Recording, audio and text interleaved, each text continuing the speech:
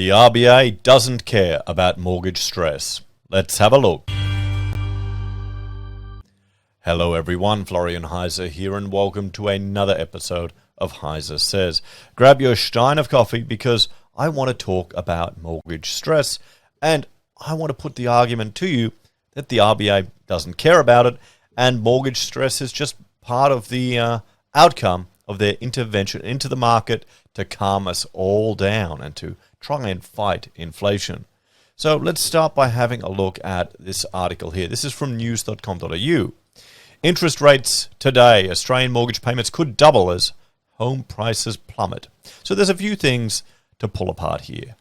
You know, interest rates are going up, and yes, they are. And we've been looking at that for some time. If we have a look here, this is my good old Excel file that I've been updating with interest rate increases. This is where I'm theorizing the worst case scenario from the RBA, highest rates.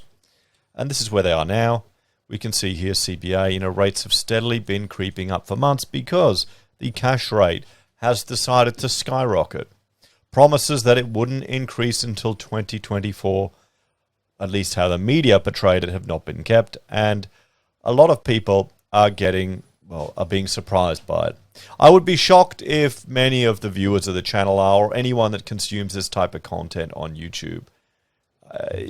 You ought to have all expected it coming, or your concerns are what sought you to seek this content. We have a look at the impact. If we go from a 1.99, which is a low rate, to 5% variable, we're going to see significant increases in repayments. 45%, where the article's saying, they could double. So if you're going off a low fixed rate, which many of us did because we didn't trust the Reserve Bank, and you can't blame us, then people are going to be hit with higher mortgage rates, significantly higher. My suggestion is that you trial this, you simulate the impact of this extra $900, you put it in a separate account, and you pretend you're paying extra off your mortgage. Try it for a quarter, for 3 months. See if you can manage it.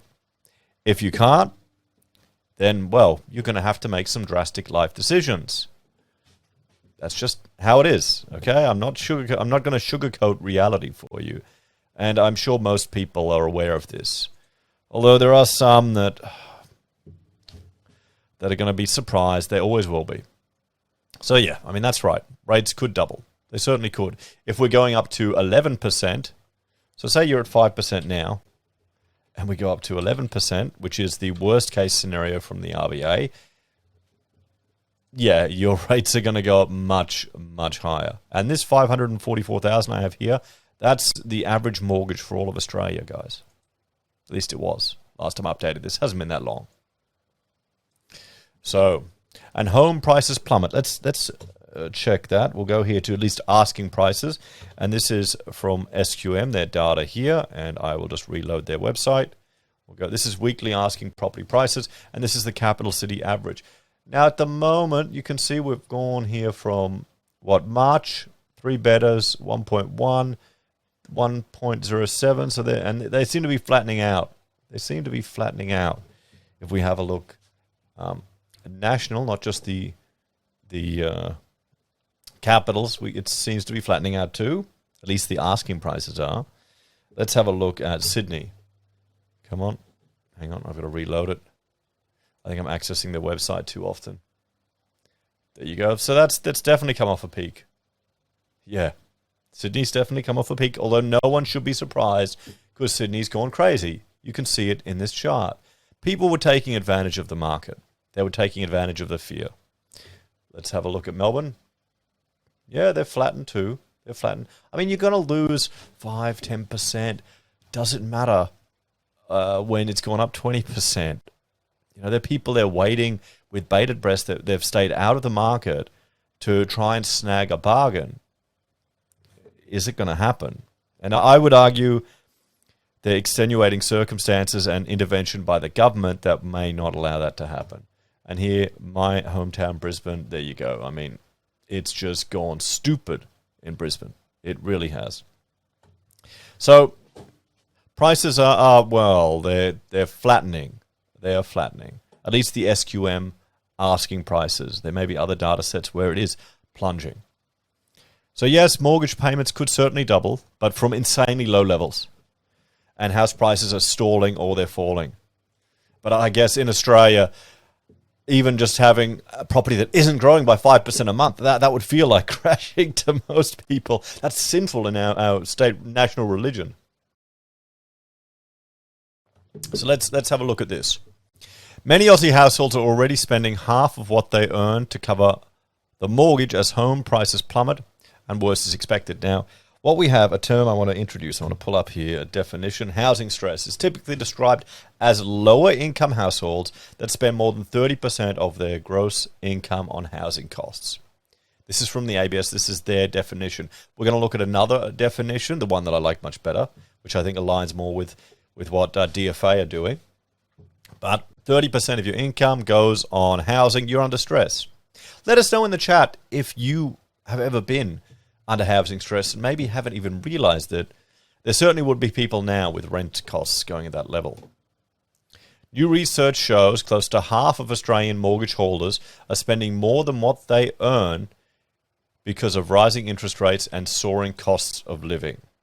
Okay, so this is the concern that Martin North from DFA, is that people are spending more than what they're earning. That's a dangerous situation to be in. Data from DFA indicates that 1.7 million Australian borrowing households, or 45% of mortgage holders, are currently dipping into their savings or relying on credit cards to cover higher expenses brought about by 6 months of interest rate hikes and surging inflation.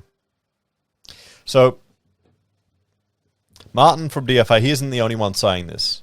We've got similar things coming from Roy Morgan. They're saying mortgage stress is growing in 2022. We've looked at this in a previous video. You've got, if we go down here, over 900,000 Australians. Where is it? The RBA decision yes. Here we go. Interest rate increases already made by the RBA mean that 20.8% of mortgage holders, 942,000, would now be classified at risk, an increase of 88,000 on the original figure of 854,000 at 19.4.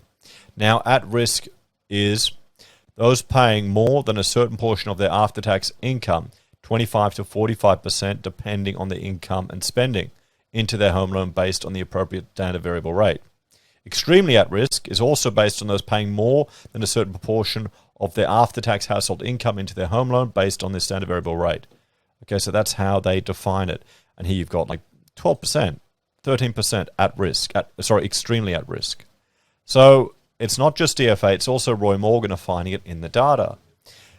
Okay, so there's a lot of people there that could be in a lot of trouble. You've got to remember, though, that it is survey-based data. Okay, and it could just because someone is in this situation, they're spending more than they're earning. They happen to be in a bad situation at the moment. It could be the never again moment. It could be the I'm not, slap in the face, start binging on Dave Ramsey. I'm going to get my life under control, my financial situation under control. So you've got to remember that when we see these type of articles, because they are focusing on the fear. Okay, and I'm a YouTuber. That's what gets the views, guys. That's what people are concerned about. And that's an evolutionary response. There's nothing wrong with that. It's sensible to be wary of things. The survey-based analysis shows families are choosing to cut back on healthcare and education costs in order to prioritize loan repayments as further rate rises loom on the horizon. And yes, we've got more rate rises are coming. I think, what's it now? 3.5% is anticipated for the RBA. Some banks are predicting more, some slightly less. We're really going to be dependent on what the Fed is doing. I mean, let me bring up. Oh, I don't have a website up. Wait, that's the APRA statistics. We'll look at that in a moment. Let's just come over here. I want to look at the trading economics, guys. And what's the dollar sitting at now? There we go. We're at 63 cents. Okay, so it's jumped up a little bit. So there we go. But she's going down. Now, you've got to remember, the lower this gets, the more attractive our housing is to foreign buyers, the more attractive our education is to foreign students, the more attractive Australia is to a holiday destination and our exports are. But also, the more expensive everything we import is. That's just going to add to our inflationary woes because, well, Australia imports a lot of stuff and everyone is a globalist at the checkout. So you've got to remember that's going to affect us the lower the dollar goes. So I hope I get some, hope it'll improve my dividends from my US shares. That'd be nice. So here people are cutting back. They're cutting back on healthcare, education costs, and prioritizing loan repayments. Yes, that makes perfect sense. I think what we're seeing here, and we've seen it in other videos, where people are getting a wake-up call, a dose of reality, that maybe the life they've lived, they need to make some changes. For once, they're going through tough times. Maybe they have to tighten their belt for the first time, or actually do a budget or look at their finances. Maybe they can't spend all this money sending little Timmy to a private school and have to cut some costs. Maybe they need to get rid of that private health cover. That's part of life. You need to make sacrifices. And this is where when I argue that people are going to make sacrifices to maintain their home rather than instantly flood to the market and sell it, there's going to be a lot of, well, let's just say the elasticity of keeping someone in a house is pretty strong. So I'd say we'll see more of this. And I wouldn't argue this is necessarily a bad thing. This is a reality check for a lot of people. And they need to sometimes you need to go through tough times to come out better and to have better times going ahead. And, I know if you're going through this situation and you happen to be watching this video, it may be frustrating, you may be scared and worried, but just power through. Take it one day at a time. So it comes amid reports of growing numbers of borrowers being unable to refinance their mortgages due to higher assessment rates. And this is not surprising. It's mortgage prisons that we're going to hear about. People who've borrowed very high, probably, they're getting these even higher than the high New South Wales mortgage. Because remember, these are including all of us that have borrowed a long time ago. So the most recent people that probably FOMO'd in, thanks to a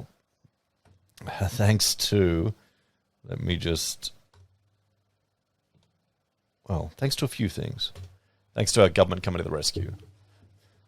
I know I show this slide quite often, but we have to remember, and this could be the first time someone sees it, how much the government has juiced up the housing market. You got 3% used to be the emergency cash rate. We're finally approaching it again.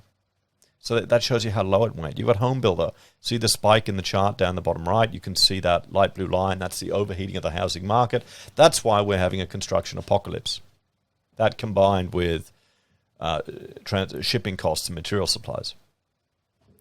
You got first home buyer grants. I remember when I wrote 88 grand, I thought that was insane. It's even getting worse in other states. And now you've got Labor with their shared equity model. I really hope that doesn't become a habit. You've got 5 and 2% government loan guarantees. That's the thing. Imagine if someone got in with a 2% deposit guaranteed by the government. What are they going to do when rates go up? And then, negative gearing is part of our culture. And the super withdrawals, a lot of people used it to get into their deposits. I don't have any issue with that, using it as a deposit. I think it's better that people have a paid off home and a little bit less super than a whole lot of super and are renting when they retire. You want certainty and stability, but, well, that option's been taken away from us. I would honestly love to be able to just take all my super and just plonk it in an account which offsets all of my interest costs, particularly if they go up more. Just for a couple of years. I wish I had that option to do it. Let me know if any of you self-managed boys or ladies have managed to do it. Let us know. It seems like it'll be a real pain. So, DFA Principal Martin North said the amount of households on mortgage stress had jumped significantly from pre-COVID levels of 32% and 10 to 20% in the early 2000s. So I'm not surprised. We have a problem, Mr. North said. There are very high portions of mortgage holders who have cash flow issues. He said households were prioritizing mortgage repayments as interest rates went up by cutting back on healthcare and paid subscription services. I don't see anything wrong with that. I wouldn't call that a problem. I would say this is people facing reality. Okay, healthcare, we already have mandatory universal healthcare here in Australia. It may not be as luxurious or have all the perks of the private system, but, if you're in an emergency, you want to go to a good public hospital or a teaching hospital. They're the ones you really want to go to. The number of times I know family members that have got the top-notch, well, Rachel had like the full-on private super-duper insurance she's been paying her whole life, and then she found out when she was having her first baby. That's why she kept it. Because I was going, why are you paying for this? You're not going to need it. All it got her was a private room and a few extra little things. We much preferred the midwife program, actually. Much more flexible. But anyway, each to their own. So if someone has to sacrifice this, it's not the end of the world. Paid subscription services, yeah, they're always a luxury. They're a luxury you have to cut. That's one of the first things. The problem is life can get away from you. You can be so busy, everything's going flat out. You may not even have time to sit down and look at your finances, to sit down and get it under control. That's what happened to us. We were just so flat out, so busy. Then finally I had a chance. I was forced to sit down and look at everything, and I saw all this money just trickling out. And you think just a little bit here and a little bit there, it isn't that much, but when you combine it all together, it adds up. But that's also the power of attacking debt too. A little bit here, a little bit there, throwing it all at a debt can destroy it. And removing kids from fee-paying schools. Well, I homeschool, so... that just do that. We were homeschooling before it was cool. Before it was cool, guys. Then imagine all the time you save. No drop off, no pick up. Hey, although you do have extracurricular activities, and because everyone's paranoid their kids are going to be some weird homeschoolers, like the stereotypes, you do all these socializing things. And then you realize your kids are just going to be as weird as you anyway, so it doesn't matter. A further 1% increase of the cash rate, as forecast by Westpac, would bring pretty horrendous consequences, he said. Now, I think, honestly, Martin is approaching this from concern about the average mortgage holder. I think that's where he's coming from. I honestly think he's worried about people getting screwed over. Because how many of them are just buying into the hype? Into property only ever goes up. And, the rates won't increase. No normies watch YouTube and go into detail about these things. They'll just listen to the soundbite from today. They'll do whatever Koshy says, and they'll insert the USB stick in their head and then go along with pre-programming. So some people are going to get a surprise. And honestly, I think that's a good thing. We've had it way too good for way too long here in Australia. For nearly 30 years, we haven't even had a recession. And the recession we had wasn't really that, well, they deaded that away, honestly. We maybe get lucky. We may avoid any of the negative consequences of the coming, global recession. It may not impact us as much as other countries, particularly if countries that are dependent on our natural resources look to stimulate their economies. And housing, a lot of people are hoping housing will correct significantly. You got some regulars in the comments going, housing will fall 50%, it'll fall 70%. I can't see it. Honestly, housing costs, construction costs are going up again and again. We've got new legislation coming in next year with the NCC that's going to increase the Energy Star ratings and livable housing requirements. It all sounds good. It's a great soundbite. People love it. But the problem is that's about a 30 grand per house increase. That's going to be extra demand for established houses where you don't need to do all that bullshit. Oh yeah, I'll go to that. That's another support level. You've got 200,000 migrants coming to Australia, guys. That's another support level. And international students. You know what? I'm going to send... Hang on. One sec. So if we jump over here, we can see just the increase in net immigration to Australia, guys. So... yeah. Just bear that in mind, everyone. Bear that in mind. So let's jump back here. The rule of thumb is for every 1% increase in the cash rate, the average mortgage repayment goes up by 15%. Yeah. In other words, if you go from 2 to 5%, there's nearly a doubling of your repayment. Yep, and we've had a look at that. He said property prices could fall a further 20% as a result. Now, this is the argument that property well, the capacity of people to buy is going to be restrained because of increased interest rates, and then that will manifest in property. Now, if property falls, say, 20% from here, let's have a look here, guys, and let me just bring up the full screen. So 20% from what? What are we at? Combined is 991,000. Let's say, down to what? 800? Combined here.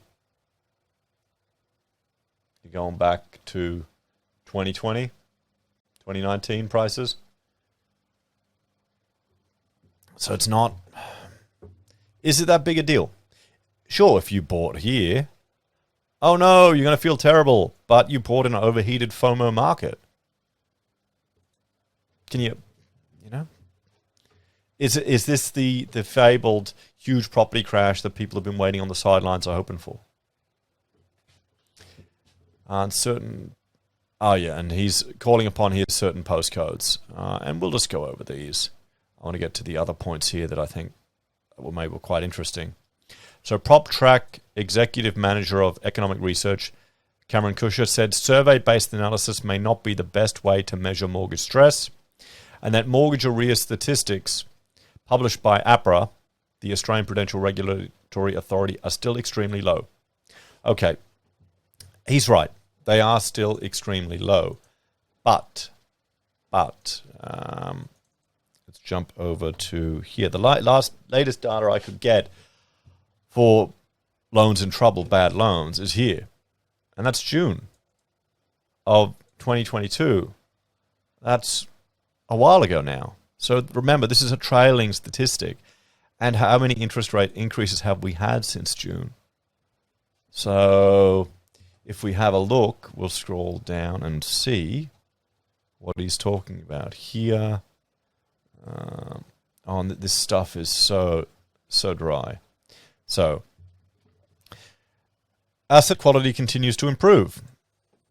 Over the quarter, the non-performing loan ratio, non-performing to gross loans and advances, improved by 0.1 percentage points to 0.9 as at the 30th of June 2022.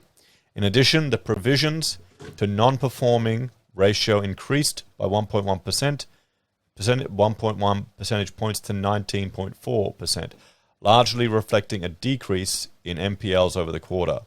It is too early for rising interest rates to have affected asset quality data due to the typical lag between interest rate increases and their impact on borrowers. Okay?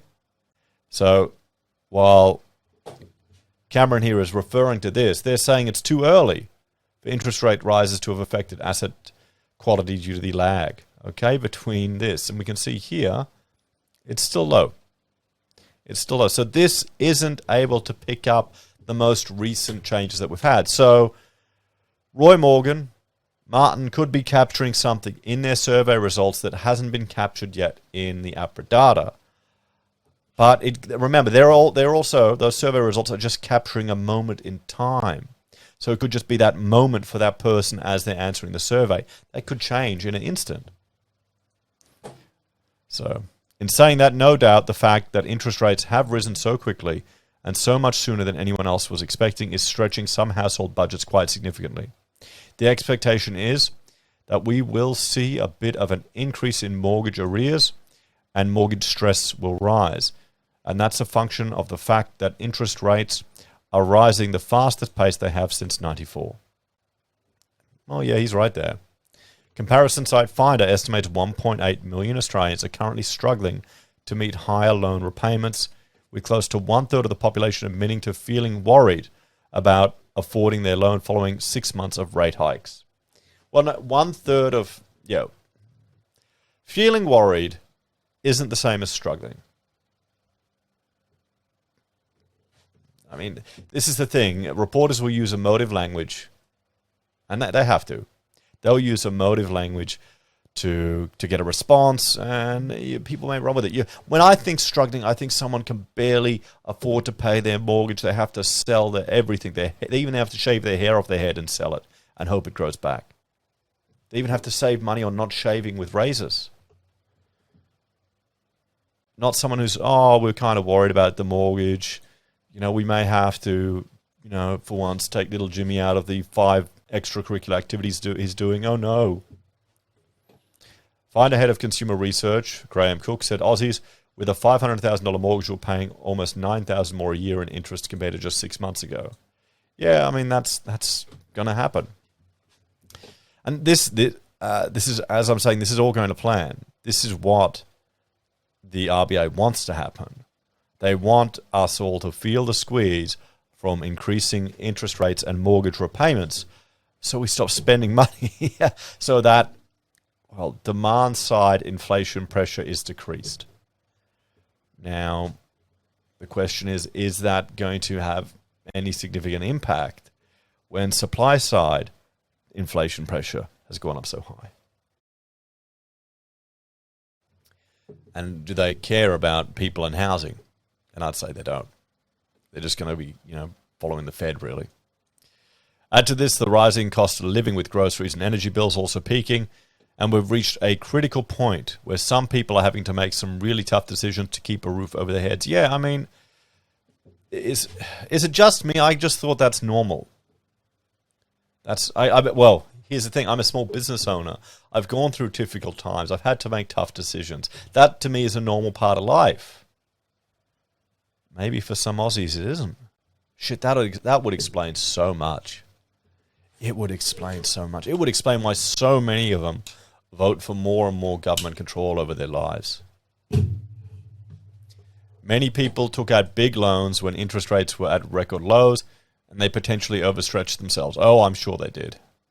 I mean, the bank has their 3% buffers, but that doesn't account for your latte sipping, Prada bag carrying, what is it, not Prada bag anymore, activewear life, It's reality. It's suburbia. Things could get a lot worse before they get better. He said those unable to refinance that were doing it tough financially should consider all options available, such as moving in with family while renting out their house in the short term or downsizing to a more affordable property. You can't just downsize like that to a more affordable property. Think about that. You downsize, you got to pay stamp duty, or maybe not. You get out of it in New South Wales, then you get stuck with their land tax, which I did the sums on it. If it doesn't change, which it will, it's equal to about 100 years of property ownership.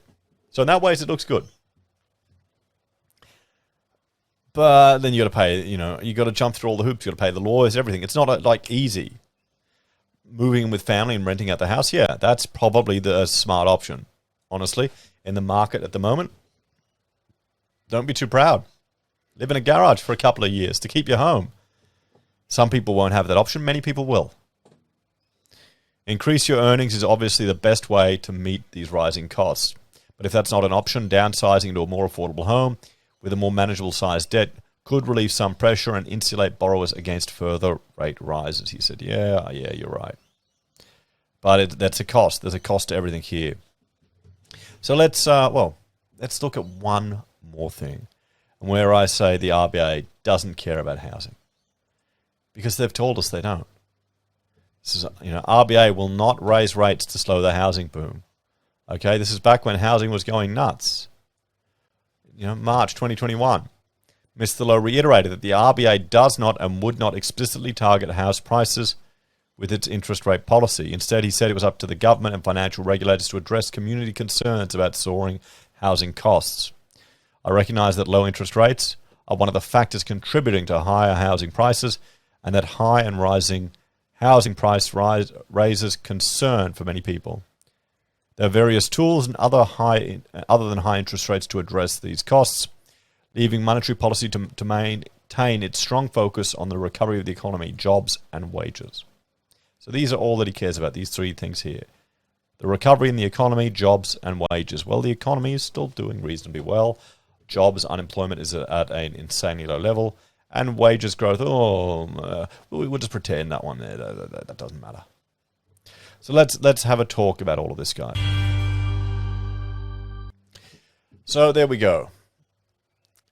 Mortgage rates are going up. Many householders are at risk. Survey data from multiple sources is coming in saying that people are in trouble or worried. And the RBA, they're not worried about house prices. So will they keep raising the rates? Is this a sign of a cataclysmic fall in the housing sector, and will everyone be rushing to get a bargain? Or just a maturing of Australia, and now we're like that 20-year-old, 20-something, who's finally hit the 30s and realized they can't party as much as they have. You know, all the good times are over, middle age is on the horizon, and you got to get your shit together. What do you think? Let me know your thoughts on this one in the comments below, guys. Thank you for watching. Check out my other channels, HeiseBim and HeiseSays International, for other content I discuss. And if you want to support us, there are a few ways you can. Financially on YouTube or Patreon, using our referral links on Amazon, eBay, Independent Reserve, or AussieBroadband, buying our pocket squares, or calling us if you need an architect. Take care, guys. Have a great night, and I'll see you next time. At the moment, I'm only focusing on one video a day, trying to make them a bit longer. We'll see how it goes. See you next time.